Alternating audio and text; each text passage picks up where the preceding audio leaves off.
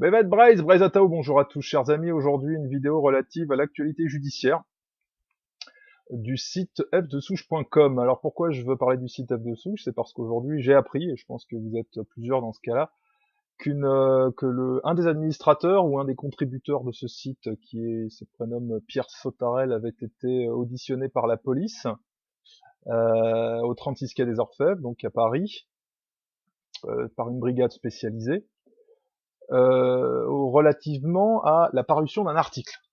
Un article qui parlait de Pierre Berger, qui est un oligarque homosexuel, militant. Et le fait qui est intéressant, c'est que en fait, le site F2Souche n'avait pas créé l'article, mais avait simplement copié une partie de l'article qui provenait d'un autre site et avait mis un lien URL renvoyant vers l'article original. Et donc, c'est pour ça que Pierre Sautarel a été auditionné, a vu son domicile perquisitionné, son matériel informatique et son téléphone portable saisis. Alors, ce genre d'affaires m'intéresse au premier chef, puisque moi-même j'ai été condamné à 6 mois de prison ferme pour des raisons purement politiques, pour un délit d'opinion, en tant qu'animateur de blog, puisqu'on me reproche le fait d'avoir maintenu une première affirmation remontant à 2011 dans laquelle j'avais dit qu'il n'existait pas de celte noire, qu'on n'en avait jamais vu et qu'on n'en verrait jamais. Donc ça, c'était la phrase que j'avais dite à l'époque et que j'avais maintenue en 2013 et qui m'a valu donc 6 mois de prison ferme. Du coup, comme je suis assez familier de ces procédures judiciaires et que le grand public, lui, ne l'est pas, je suis ça avec attention et j'en parle souvent autour de moi parce que maintenant je suis coutumier de ces procédures, les techniques utilisées par le gouvernement et par les réseaux du pouvoir pour faire taire l'opposition politique. Hein. Donc c'est quelque chose que je connais très bien et je connais notamment la brigade qui s'en est pris à Pierre Sautarel, qui, comme on le voit, utilise vraiment beaucoup de moyens pour quelque chose d'assez anodin. Je pense même que normalement, au regard du droit, Pierre Sautarel n'est même pas susceptible d'être poursuivi puisqu'il a simplement renvoyé vers un article. Hein, il n'est pas l'auteur. On a le droit de faire un copier-coller partiel, et on a le droit de renvoyer vers un article original. L'article original, donc, dont la responsabilité essentielle incombe bien évidemment à celui qui l'a rédigé, et en l'occurrence, il a été publié d'abord sur le site Panamza, c'est un site plutôt, je crois, de coloration musulmane, me semble-t-il. Alors, je connais bien cette brigade puisque c'est la même qui a donc le 36 quai des Orfèvres. Hein, j'allais dire, c'est un département de la police française prestigieux, très connu, qui s'occupe de diverses affaires et qui, quand elle s'occupe d'affaires de diffamation, en fait, se voit en fait transmettre des dossiers sensibles, politiquement parlant. Donc, Pierre Sautarel a relayé un article relatif à Pierre Berger, donc qui, comme je l'ai dit, est un oligarque homosexuel, militant, que vous connaissez parce qu'il est partisan donc de l'adoption des enfants par les homosexuels. Il était aussi partisan du mariage homosexuel et c'est un proche de François Hollande. Alors, il faut savoir une chose, sans rentrer dans les caricatures, que effectivement il y a des réseaux homosexualistes militants qui entendent faire évoluer la législation dans un sens soit favorable à certaines de leurs aspirations. Il s'avère que finalement ces réseaux homosexuels, qui encore une fois ne recoupent pas la totalité des homosexuels, c'est important à comprendre, ce sont des réseaux homosexuels qui en fait existent essentiellement à Paris et dans les très grandes villes françaises, qui sont souvent animés par des gens qui sont très aisés, qui ont beaucoup d'argent, qui ont d'excellentes professions et qui ont d'excellentes connexions. Donc les réseaux homosexualistes existent en France et ce sont des réseaux politiques à coloration communautaire ou communautariste. De la même façon qu'il existe des réseaux juifs, ça existe, hein, on peut pas, ou pro-israéliens, voilà, il y en a. Et ces réseaux, évidemment, sont au cœur du pouvoir. Et personnellement, j'avais eu affaire à cette brigade du 36 quai des Orfèvres, alors que j'avais critiqué, il y a de ça maintenant un nombre d'années quand même conséquent, un certain Pierre Bélanger, qui était en tout cas le responsable principal, le directeur de la radio Skyrock. Ce monsieur est d'origine juive et avait eu des déboires avec la justice pour des affaires de mœurs avec des mineurs. Ce dont à l'époque je m'étais fait écho sur un blog que j'animais, dans des termes, on va dire francs, hein, qui m'avait valu donc l'hostilité de Monsieur Berger, qui lui aussi est un ami de François Hollande, hein, un ami personnel et politique. Comme vous l'avez vu assez récemment, ce qui ne manquait pas de sel, il a co-rédigé un rapport sur l'islamisme avec Malek Bouti, hein, donc on voit bien les articulations, hein, SOS Racisme, Skyrock, Pierre Bélanger, etc. On voit bien ça. Pourquoi? Parce que Skyrock est une radio qui diffuse de la musique, enfin, du rap, du hip-hop, du R&B, ce genre de musique-là, à peu près cette tendance qui a beaucoup de public dans les banlieues françaises à majorité immigrée. Donc c'est un puissant relais d'influence et il est de bon ton à gauche de bien s'entendre avec les minorités immigrées. Donc pendant très longtemps cette articulation a fonctionné et sans surprise quand j'ai écorné Pierre Bélanger sur un site qui à l'époque n'avait pas forcément une grande audience, eh bien les réseaux du pouvoir ont pris des mesures. Alors, ça s'est traduit par quoi? Ça s'est traduit par une descente de police à 6 heures du matin à mon domicile, au domicile de mes parents plus exactement à l'époque. Je parle de ça il y a 5 ans, hein. Par des gens qui étaient en gilet pare-balles, ils étaient 3, qui ont pénétré donc chez moi sur commission rogatoire, délivrée par un juge, me semble-t-il. Et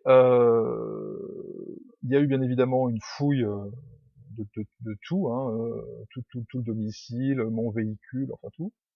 La saisie de mon matériel informatique, et une audition libre. J'ai pas été placé en garde à vue, tout simplement déjà parce que je refuse de répondre aux questions, tout simplement. Et ça, c'est une règle d'or, on ne répond jamais aux questions des policiers, jamais. Donc on ne nie pas, on ne dit pas non, on ne dit pas oui, on dit je n'ai rien à répondre. C'est aussi simple que ça.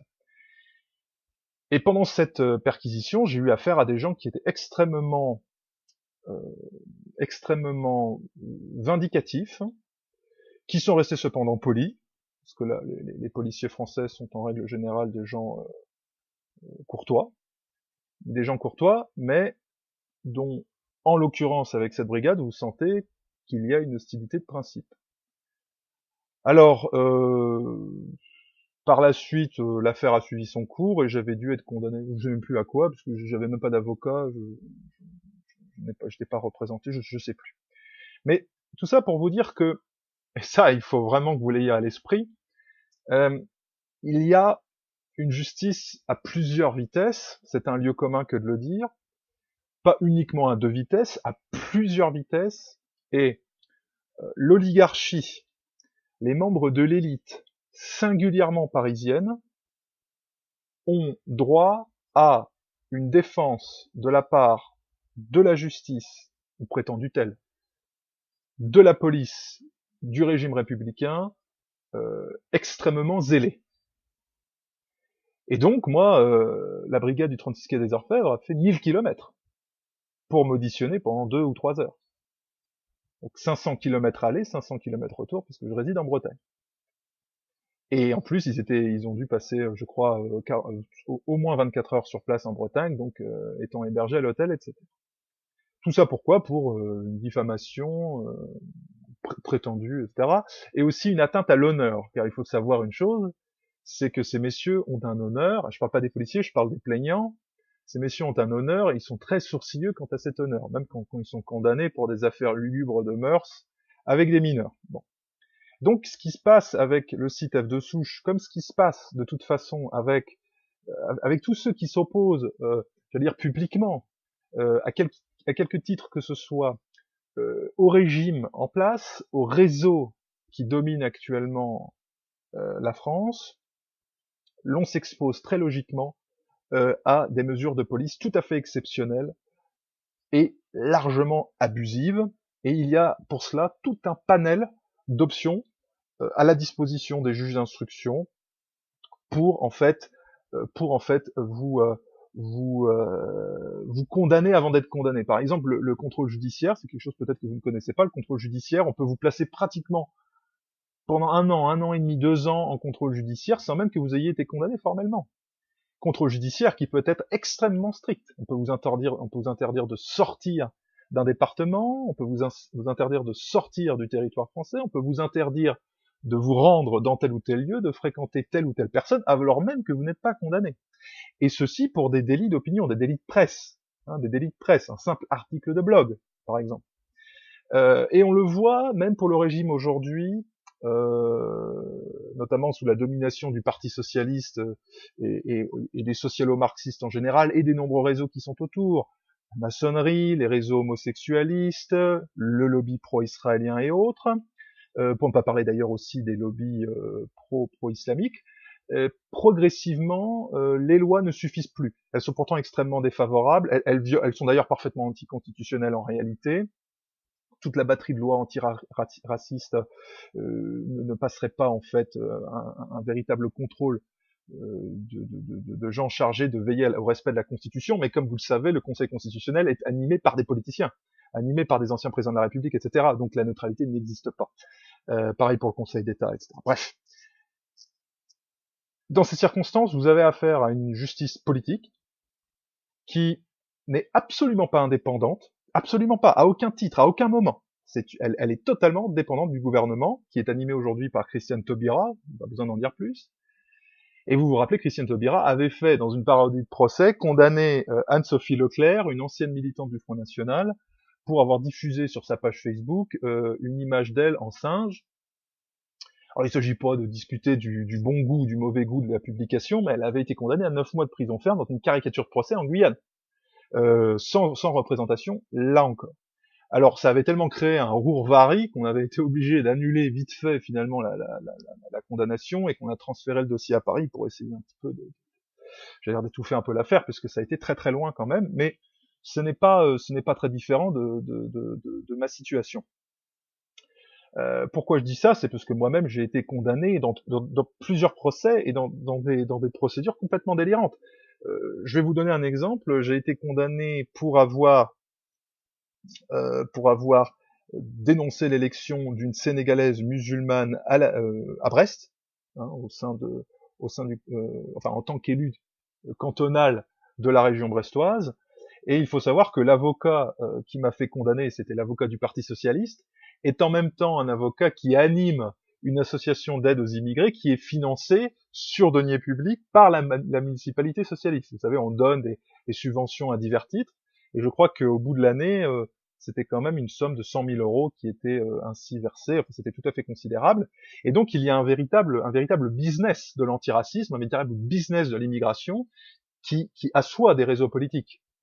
Donc il faut bien comprendre que nous sommes dans cette situation-là, et ce qui se passe avec le CITEF de souche, comme ce qui se passe avec de très nombreuses personnes aussi dans nos registres. Par exemple, Vincent Renoir, récemment condamné à de la prison ferme pour avoir simplement fait valoir son point de vue historique sur la Deuxième Guerre mondiale ou des points particuliers de la Deuxième Guerre mondiale, témoigne de cette fuite en avant du régime, et malheureusement, cela se systématise. Voilà. Donc, que dire de plus? Rien véritablement, si ce n'est que c'est l'arbitraire, et que les choses vont se systématiser, et que virtuellement, compte tenu de la nature aujourd'hui du dispositif judiciaire auquel nous avons affaire, virtuellement n'importe quel propos peut être condamné, pratiquement n'importe quel propos peut être condamné, parce qu'aujourd'hui ce sont les intentions qu'un juge peut condamner et non pas des faits. Donc quand on sait ça, on sait que l'on peut virtuellement être condamné pour tout et rien. Et moi, quand je vois ce qui est écrit sur Facebook, par quantité de gens, je suis obligé de vous le dire, vous pouvez tous vous retrouver devant un tribunal aujourd'hui, compte tenu de la législation en vigueur, qui va encore être durcie très prochainement par le Parti socialiste. Voilà. Donc, je vous dis à très bientôt pour une prochaine vidéo. C'était une réaction à chaud par rapport à ce qui s'est passé avec le CITEF de souche. Et voilà. Kenao Avechal.